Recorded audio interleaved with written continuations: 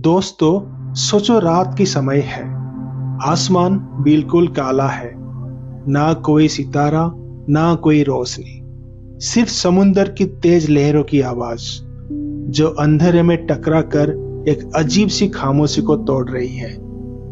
और इसी अंधेरे के बीच एक आइलैंड है, बिल्कुल सुनसान। और उसी आइलैंड पर एक औरत अकेली है। ना कोई इंसान, ना कोई आवाज, ना कोई मदद, सिर्फ जिंदा रहने की एक लंबी जंग। एक कहानी है एक ऐसी औरत की जिसे दुनिया आज जोना मरिया के नाम से जानती है, लेकिन उसका असली नाम आज तक किसी को पता नहीं। पैसिफिक ओशन के बीच कैलिफोर्निया के कोस्ट से लगभग 60 माइल दूर एक आइलैंड है, सान निकोलस आइलैंड। आज भी ये दुनिया के सबसे आइसोलेटेड आइलैंड में से एक माना जाता है, लेकिन 200 साल पहले ये बिल्कुल अकेला नहीं था। यहाँ एक ट्राइब रहता था, निकोलन ट्राइब। उनकी दुनिया छोटी थी, लेकिन पूरी थी। सुबह होती थी तो बच्चे समुद्र के किनारे दौड़ते थे, मर्द समुद्र में जाकर मछली पकड़ते थे और औरतें सेल्स और प्लांट्स कलेक्ट करती थी। रात होती थी तो आग जलती थी और कहानियां सुनाई जाती थी। जिंदगी सिंपल थी, लेकिन सुकून भरी थी। और इसी दुनिया में पैदा हुई एक लड़की जो आगे चलकर हिस्ट्री की सबसे अकेली कहानी बनने वाली थी।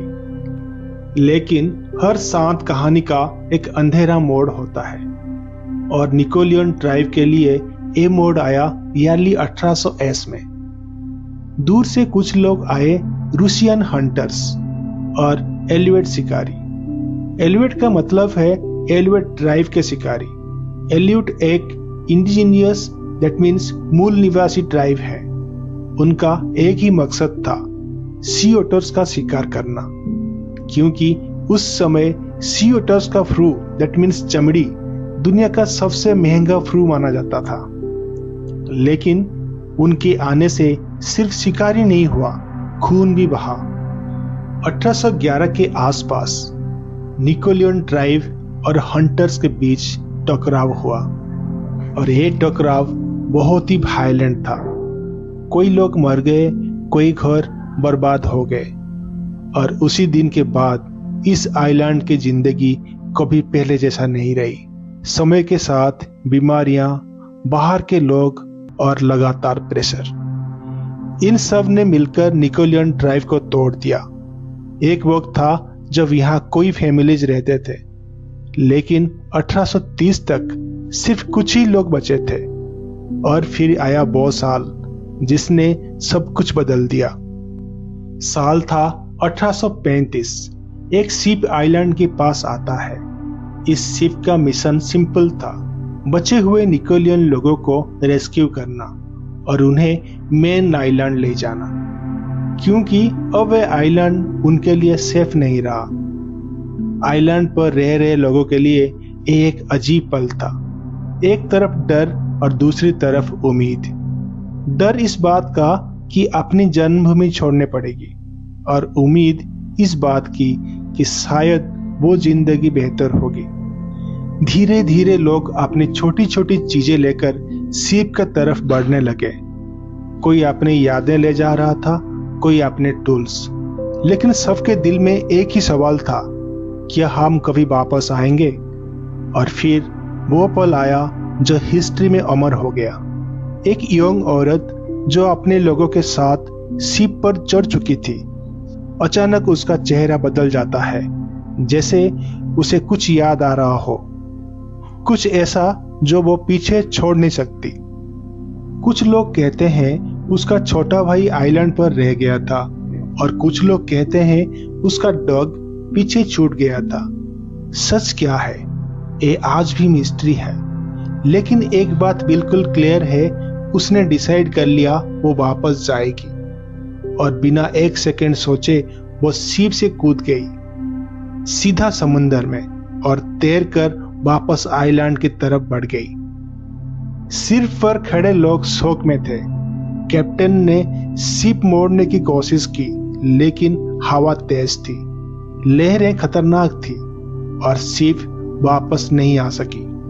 और उस पल एक डिसीजन ने एक जिंदगी को हमेशा के लिए बदल दिया। शिव दूर चला गया, लोग चले गए, आवाज खत्म हो गई और अब आइलैंड पर सिर्फ एक इंसान था, वो औरत। सोचो, एक पल पहले तुम अपने लोगों के साथ हो और अगले पल तुम दुनिया के सबसे अकेले इंसान बन जाते हो। शायद उसने पहले दिन सोचा होगा वो वापस आएंगे, ये बस टेम्पररी है। लेकिन दिन गुजरते गए, फिर हफ्ते, फिर महीने और कोई नहीं आया। अब सब कुछ सामने था, ये उसकी नई जिंदगी है, एक ऐसा जिंदगी जहां कोई बात करने वाला नहीं, कोई मदद नहीं, कोई उम्मीद नहीं। उसके पास दो रास्ते थे, या तो टूट जाए या फिर लड़ जाए, और उसने चूज किया जीना। सबसे पहला सवाल था, रहना कहाँ है। शायद पहले कुछ दिन वो अपने पुराने ट्राइब के हट्स में रही होगी, लेकिन धीरे धीरे उसने समझ लिया कि उसे खुद अपनी दुनिया बनाने पड़ेगी।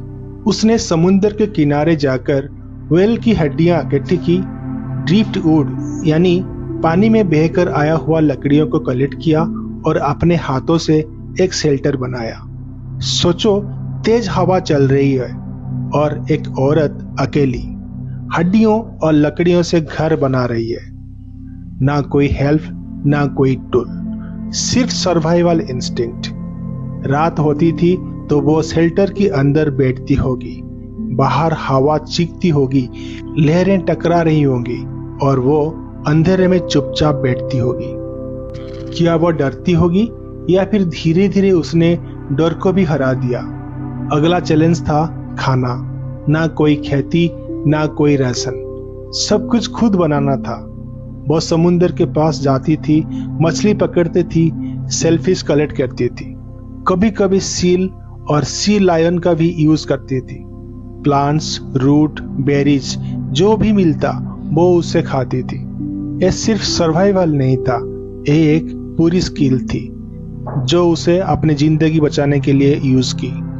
उसने कपड़े भी खुद बनाए, बर्ड्स फेदर, एनिमल स्किन, और धीरे धीरे उसने अपनी एक नई दुनिया बना ली। लेकिन सबसे बड़ा दुश्मन अभी भी बाकी था, अकेलापन। 18 साल एक भी इंसान से बात नहीं, ना कोई जवाब, ना कोई आवाज। इंसान के लिए ये सबसे बड़ा टेस्ट होता है और ये टेस्ट अभी सिर्फ शुरू ही हुआ था। समय बीत रहा था, दिन रात, रात दिन। लेकिन अब जूनो मेरिया के लिए वक्त का कोई मतलब नहीं था, ना कोई कैलेंडर, ना कोई तारीख, सिर्फ एक ही सच था, जिंदा रहना। सुबह होती थी, सूरज धीरे धीरे समुद्र के किनारे से निकलता था और उसकी पहली रोशनी सीधा उस आइलैंड पर गिरती थी जहां एक औरत अपनी आंखें खोलती थी अकेली। ये कोई नॉर्मल सुबह नहीं होती, ये एक और दिन होता था सर्वाइवल का। धीरे धीरे जूनो मेरिया ने अपनी एक रूटीन बना ली थी, ऐसा रूटीन जो किसी इंसान ने कभी इमेजिन भी नहीं की होगी। सुबह उठकर वह सबसे पहले आसपास देखती होगी, हवा किस डायरेक्शन में चलता है, समुद्र तेज है या शांत, क्योंकि ये सब डिसाइड करता है आज का दिन कैसा होगा। अगर समुद्र शांत होता तो मछली पकड़ने के लिए जाती, सेलफिश कलेक्ट करती थी, कभी कभी टाइड फूल में से जाकर अपना खाना ढूंढती थी। सोचो, वो घुटनों तक पानी में खड़ी है, हाथ से पत्थर उठा रही है और नीचे से छोटी मछलियां या सेलफिश निकाल रही है। ये सब बिना किसी मॉडर्न टूल के, सिर्फ अपनी स्किल से। लेकिन हर दिन इतना आसान नहीं होता। कभी समुद्र बहुत तेज होता, लहरें इतनी ऊंची होती कि पास जाना भी डेंजरस हो जाता। ऐसे दिनों में उसके पास खाने का रिसोर्स लिमिटेड हो जाता था और यहाँ से शुरू होती थी असली स्ट्रगल। उसे अपना फूड को प्लान करना पड़ता था, बचा कर रखना पड़ता था, कभी कभी भूखा भी रहना पड़ता था। और इसी तरह वो धीरे धीरे समझ गई थी कि नेचर के साथ कैसे जीना है। समय के साथ उसने आइलैंड की हर कोने को जान लिया था, कहाँ पानी मिलता है, कहाँ एनिमल्स आते हैं, कहाँ सेफ जगह है और कहाँ डेंजर। सान निकोलस आइलैंड पर फ्रेश वाटर बहुत ही लिमिटेड था, इसीलिए पानी की एक बहुत ही बड़ी प्रॉब्लम थी। वो शायद जमीन से निकलती पानी लेती थी या फिर रेन वाटर कलेक्ट करती थी। हर बूंद कीमती थी। एक गलती और जिंदगी खत्म। लेकिन सिर्फ भूख और प्यास ही प्रॉब्लम नहीं थी। आइलैंड पर एक और खतरा था, जंगली कुत्ते। हिस्टोरिकल रिकॉर्ड्स कहते हैं कि आइलैंड पर वाइल्ड डॉग्स थे और वो एग्रेसिव भी हो सकते थे। सोचो, रात का अंधेरा है, दूर से कुत्तों की आवाज आ रही है और एक औरत अपने छोटे से शेल्टर में बैठी है अकेली। ये सिचुएशन डेंजरस थी, लेकिन जूना मेरिया ने डर के सामने झुकने का बजाय उसे कंट्रोल करना सीख लिया। कहते हैं उसने धीरे धीरे कुछ डॉग्स को कंट्रोल कर लिया, उसे अपना साथी बना लिया और ये डॉग्स उसके लिए सिर्फ प्रोटेक्शन नहीं थे, कंपेनियनशिप भी थे।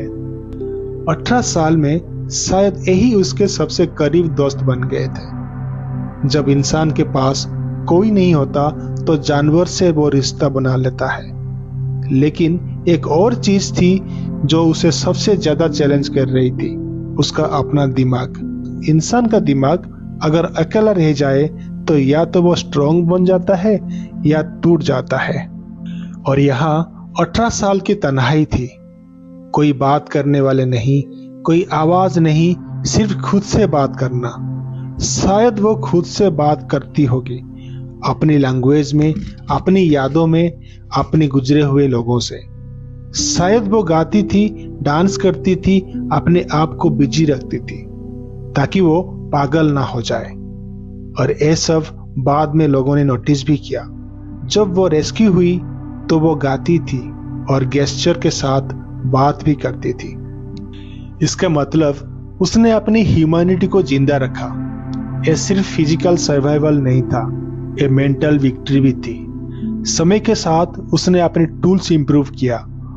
वो वोन से टूल्स बनाती थी, सेल्स को साफ करके यूज करती थी और धीरे धीरे अपनी एक मिनी टेक्नोलॉजी क्रिएट कर ली थी।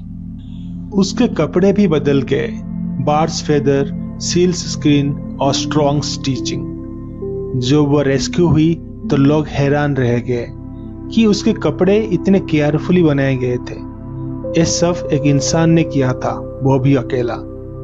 समय बीतता रहा, 1 साल, 2 साल, 5 साल और फिर 10 साल।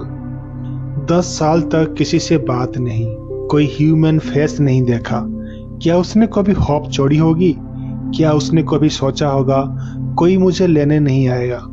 या फिर वो हर दिन समुद्र की तरफ देखती होगी और वेट करती होगी कहीं दूर कोई शिप दिख जाए, कोई इंसान नजर आ जाए। लेकिन साल बीतता गया और कोई नहीं आया। अब आइलैंड उसकी दुनिया बन चुकी थी। समुद्र उसका दोस्त था, हवा उसकी आवाज थी और उसी आइलैंड उसका घर था। लेकिन कहानी यहीं खत्म नहीं होती। 18 साल के बाद दुनिया ने उसे दोबारा ढूंढा। 18 साल, सोचो, 18 साल तक एक ही जगह, एक ही आसमान के नीचे, एक ही आवाज के साथ। और फिर एक दिन किस्मत बदल जाती है। ईयर था 1853। दुनिया बदल चुकी थी। दोस्तों, कैलिफोर्निया ऑफ मेक्सिको के हाथ से निकलकर यूनाइटेड स्टेट का हिस्सा बन चुका था।